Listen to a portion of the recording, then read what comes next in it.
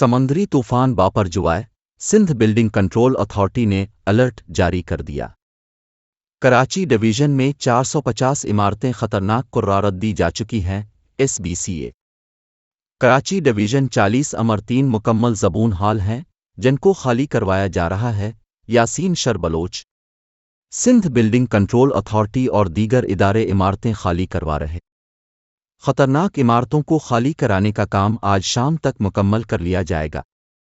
Sindh building control authority میں رین emergency control room قائم کر دیا گیا ہے۔